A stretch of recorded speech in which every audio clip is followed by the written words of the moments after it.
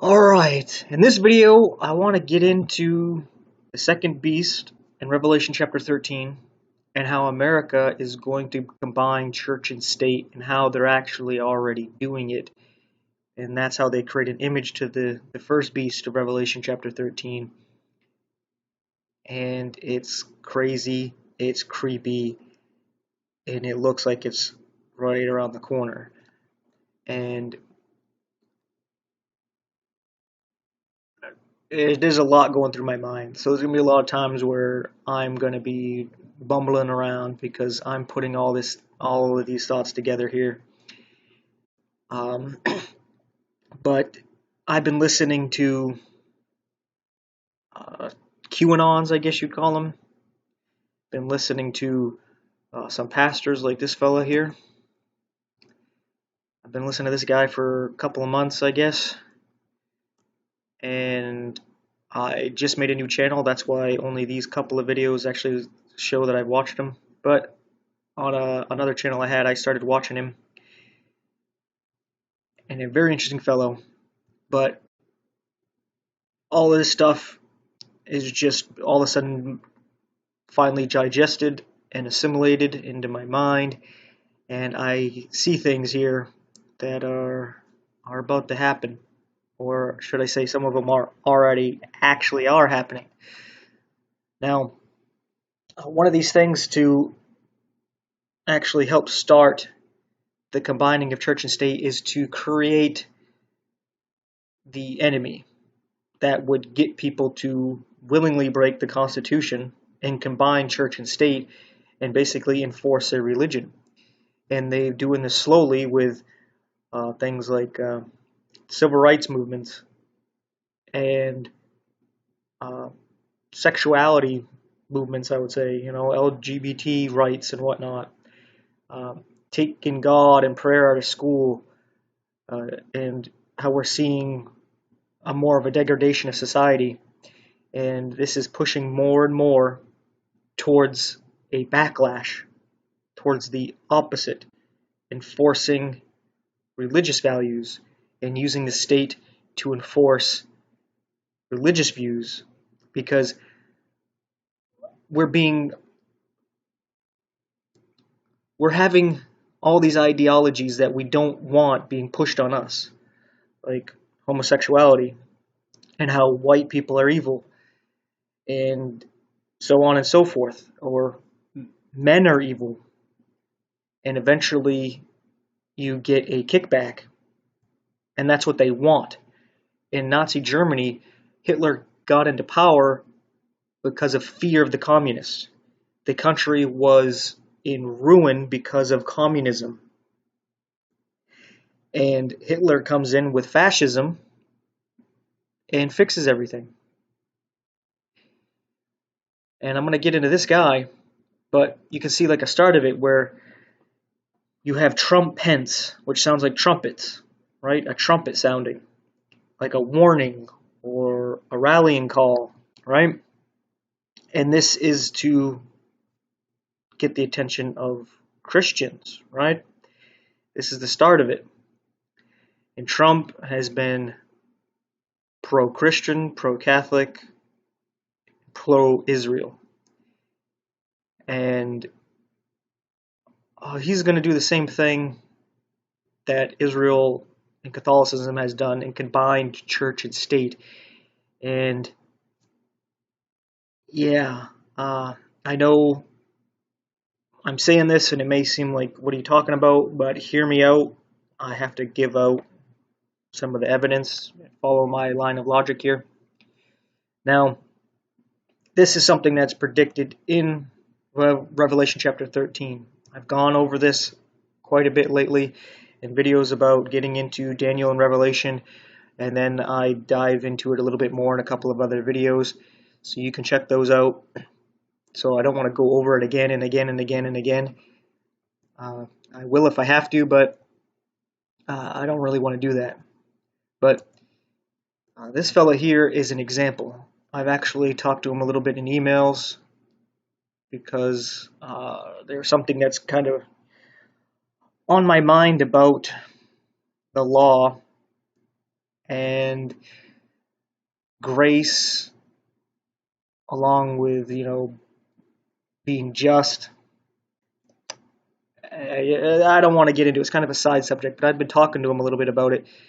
I haven't come to a conclusion, and the conversation kind of ended just after a few emails, but I decided to throw in something about Revelation because he has some videos about Daniel chapter 2 and so on and so forth, where in Daniel it actually tells you that the kingdoms are Babylon, Medo-Persia, Greece, and we're very easily can figure out the last two, which is Rome and Papal Rome.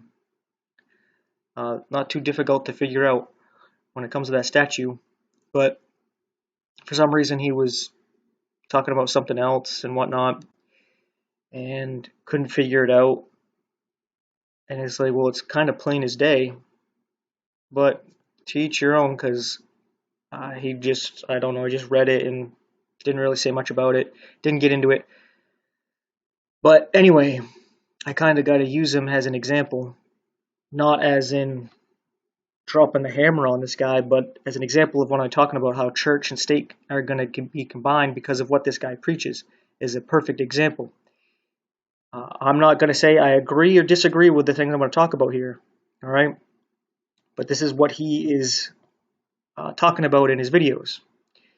He's talking about ancient Israel before Rome destroyed Jerusalem and the temple, and they were scattered, were white people. And before that, they were white, obviously, according to this guy.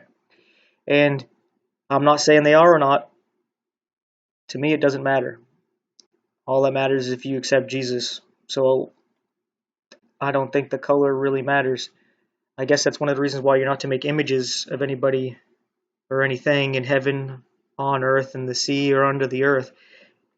Because you start to make an importance about something that's not important, such as the color of her skin. But anyway, he's saying that like Babylon, when they took Israel into captivity, that they ended up moving up to the Caucasus Mountains and became known as the Caucasians. They forgot about their heritage, but later on God brought them back as Christians as they migrated into Europe. And some of that all makes sense. Could be true. Not sure. But honestly, I don't really care. Either way. But he believes that the 12 tribes of Israel are actually still around, and they have nations that are formed. And the main ones he point out is Ephraim and Manasseh. I think I'm saying that those ones are a little wrong there, but it's basically Joseph's two sons, which Jacob or Israel blessed, and he switched the hands so that the younger would see the greater blessing, and that's what you see with England and America. England was the older brother, became very mighty, such as the blessing to, I believe, is Manasseh, the older one, but Ephraim is the younger, which would be America, who ends up becoming greater. And it makes sense. It seems like this could be true.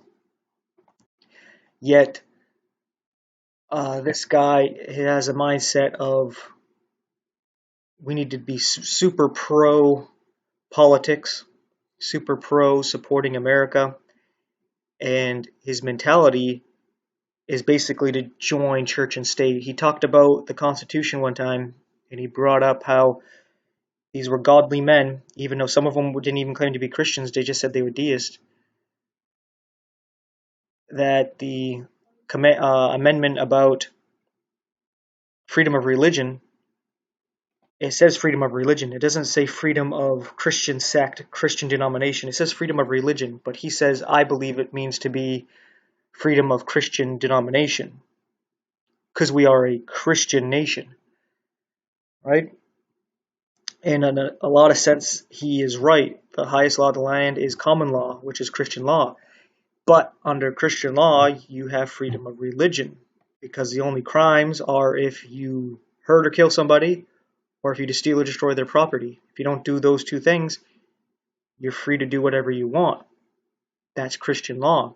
So you don't have to worship God. You can worship God however you want. You can worship 152 made-up gods, or supposedly real gods. You can do whatever you want, as long as you're not hurting anybody else. But his mentality is that's not so. And he also supports Trump and is always defending about how we should be into politics. But my mindset is always that of looking at Jesus. Jesus never got into the politics, never got into religious establishment, and he called his people pretty much out of that stuff because he set the example as a jobless homeless man, telling everybody to sell all they have and give to the poor, which is what he did. He left heaven, he gave it all up, and he gave it to all of us. And he's telling us to do the same thing. You have faith, who cares about this world? Give it all up for other people so they can be taken care of. Build up your treasure in heaven. And when Jesus left, all his apostles and disciples did that. They sold all they had, and they used it all to help each other out. It was like a big tithe, but it was used to help everybody, not just what we have today, where we have the clergy and the laymen, and the clergy are above, and they get all the tithes, and the laymen, you actually provide the tithes, so you got to go work, provide that all. That's not how it's supposed to be. But anyway, I get into that a lot in my videos. I don't need to get into any more detail of that, but you can see how there's a preacher like this who is gung-ho about America being one of the 12 or the 13th tribe of Israel, because Jacob got his blessing split into his two sons, so that's why there's 13. And gung-ho for the whole politics thing, that it's the same thing that happened to the early Christians, where they ended up forming the Roman Catholic Church. God brought Israel out of Egypt, and he told them he didn't want to have a king, but they really wanted one. Christianity got pulled out of all that, and they put themselves up a king, the Pope. And they're not supposed to have that. And people like this guy, they want a physical king again, but they call him a president now. Was the king of Israel, Pope of Christianity, now president of the United States. And that's how they create an image to that first beast, which is the Roman Catholic Church, combining church and state. And America will be the one to really start enforcing the mark of the beast. But it's not because we're becoming communist. It's because we're going to become basically fascist, but I can't remember the term for a religious government. I know there's like monarchy, patriarchy, oligarchy, and all these different terms, but I can't remember what there is when it's a religious rule. We'll just call it a cult. It's a cult that ends up ruling, and it's going to be their form of Christianity. If you don't worship their form, then you're wrong, and you're going to end up making it where you can't buy or sell unless you conform. And I'll name a couple of things that you would have to conform to. I believe like this guy doesn't care about something like the seventh-day Sabbath, Sabbath being Saturday. The Pope switched it to Sunday. Most Christians go with Sunday. Why? Don't know. That's what they feel like doing. That's what their tradition is. That's what they've always done, so why change it? They don't care, because this guy will talk about, obeying the Ten Commandments, but not the fourth one. You can change the fourth one. In the ceremonial law, he says that it's gone, but I've talked to him and he thinks that we should obey dietary laws. Perhaps, for health, whatever you're convicted to do, but I don't see that as a salvation issue. I don't see it as something to be pushed on people. it's follow your own conscience because you have to answer for God. But anyway, so if somebody like him got to have his say using the tithe money to, support a politician, it'd be to enforce maybe a Sunday Sabbath, to enforce the dietary restrictions, uh, other such things. And what I see going on right now to help this happen is that Trump is actually president. I think the QAnons are right, and there's a big trick being pulled on the left, on the Democrats. I really do, because it's the left that's really gung-ho about the masks and the vaccines, and I think it is a scam to take them out, because they wouldn't take the vaccine if Trump was still president. So he won the election. Let's pretend Biden won. Trump will run things behind the scenes, and Biden deals with this whole bullshit pandemic. He convinces, his people to take the vaccine. He kills off his own people, and that's what I think the vaccine is going to do. It's already done it through people just getting the vaccine, but people will probably have a weakened immune system come this flu season. Maybe the next couple flu seasons they're going to have issues. I know there's a chemical that I put a video on Facebook where it actually messes with fertility. So you can see how they would just get the left to take themselves out, because ultimately the left and the right work together. Because I remember when everybody thought Trump was just a rich, pompous asshole, whether you were a Republican or a Democrat. Yet all of a sudden, you put him against Hillary, and he looks good because of all the weird email stuff about child pedophilia. So he looks a little better. And then a lot of people don't want to have a woman president. It helps make him look better. Oh, and then you put him against Biden, a guy with dementia, can't talk right, who molests children. At least wants to molest children. You can see the videos, you can hear what he says. The guy's a pedo. And that makes Trump look better. So the left and the right work together to get things done, like in Nazi Germany. The fear of communism used to put Hitler into power. Their country was all torn up because of communist socialist ideology, and then they brought in fascism and Hitler, and he made everything better, fixed everything. And that's why they loved him.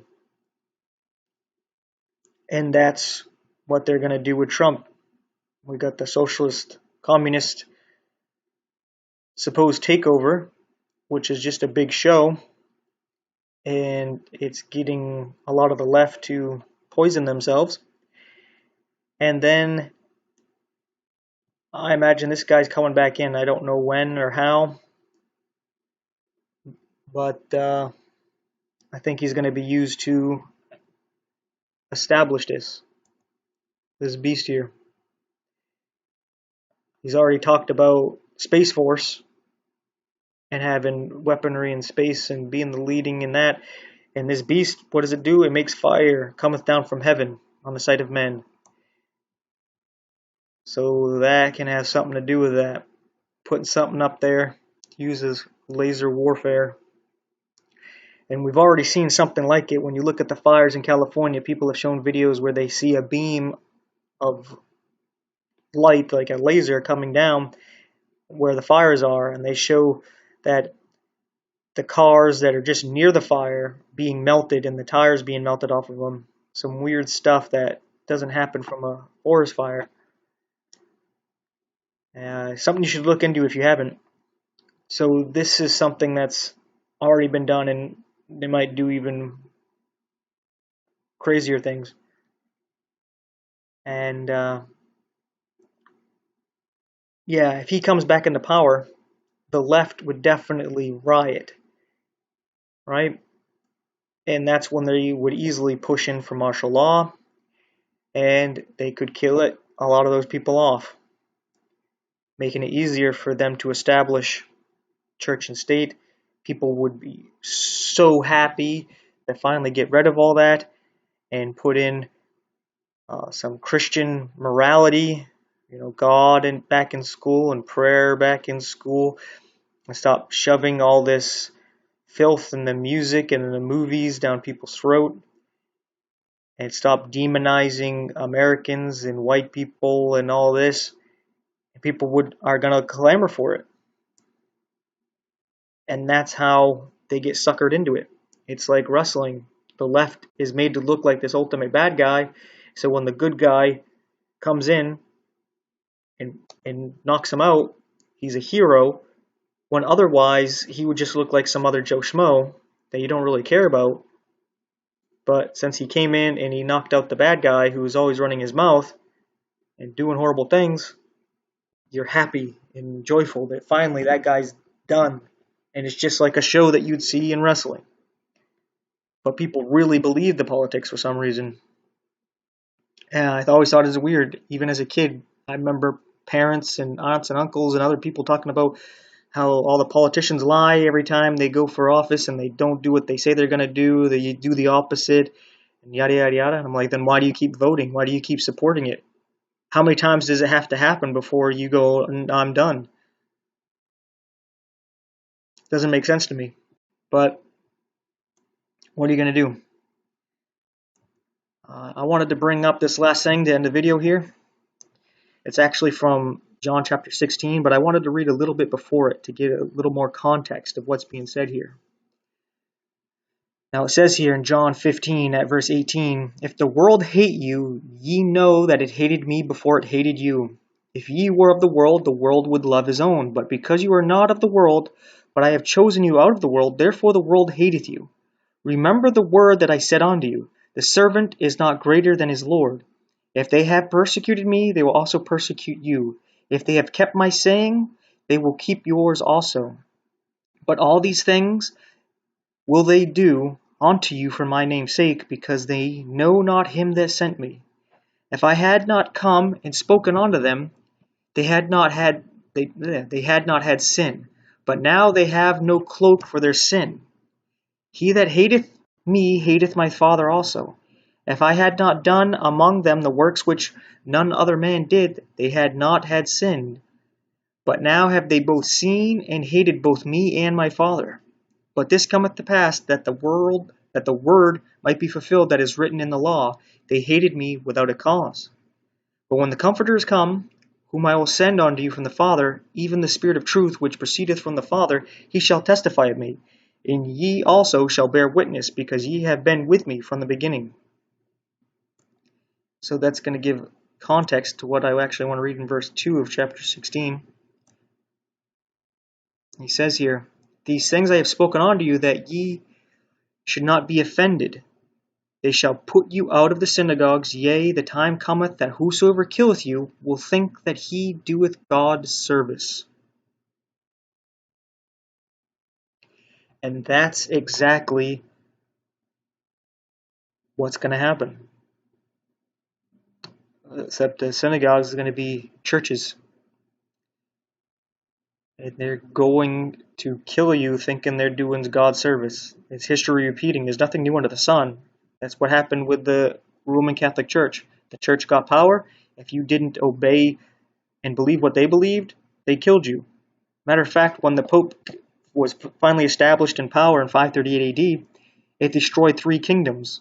The Nerli, the Visigoths, and I keep forgetting the third one. I think it's something like the Visigoth, like the Goths or something. And they believed differently in doctrine. And they weren't going to submit to the Pope, so he ended up destroying those 3 kingdoms. That's that little horn that comes up among the 10 kings and uproots 3 kings. And Daniel chapter 7. But anyway, it's interesting because it says here, and these things they do unto you because they have not known the Father. And you can tell a lot of these Christians don't. It's just like ancient Israel. Christians can see that the ancient Israel, they were going the wrong way. You're doing the same thing, so how are you not going the wrong way? They have not known the Father nor me, but these things have I told you, that when the time shall come ye may remember that I told you of them. And these things I said not unto you at the beginning, because I was with you. And this, I want to add something else to it, just a quick little verse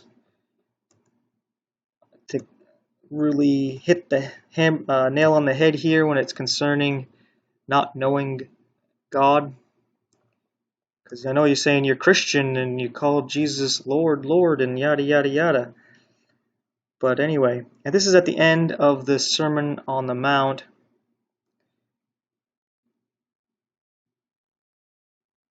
Jesus says here, you know what, I'm going to start at verse 15 to really set this in here. It says, beware of false prophets which come to you in sheep's clothing, but inwardly are ravening wolves. Ye shall know them by their fruits. Do men gather grapes from thorns or figs from thistles? Even so, every good tree bringeth forth good fruit, but a corrupt tree bringeth forth evil fruit. A good tree cannot bring forth evil fruit, neither can a corrupt tree bring forth good fruit. Every tree that bringeth not forth good fruit is hewn down and cast into the fire. Wherefore by their fruits ye shall know them. Right? Now, keep that in mind, bearing good fruits. But you can be deceived. Because let's read on here. It says, not every one that saith unto me, Lord, Lord, shall enter into the kingdom of heaven, but he that doeth the will of my Father which is in heaven. Many will say to me in that day, Lord, Lord, have we not prophesied in thy name? And in thy name have cast out devils, and in thy name done many wonderful works? And then I will profess unto them, I never knew you. Depart from me, ye that work iniquity. Lawlessness. Lovelessness. So he's talking about false prophets coming in sheep's clothing, but they're really wolves. Know them by their fruit. But here he's saying, just because they prophesy, they cast out devils, and they do many wonderful works. So they could be healing people, donating to charities, doing all these great things. Jesus says, I don't even know you. That's why you got to really get close to Jesus. Ask for discernment, because if not, you can be fooled very easily. And a lot of people have. Matter of fact, most people will be. And this beast is going to rise to its height. It doesn't look that far away. So anyway, thanks for watching and take care.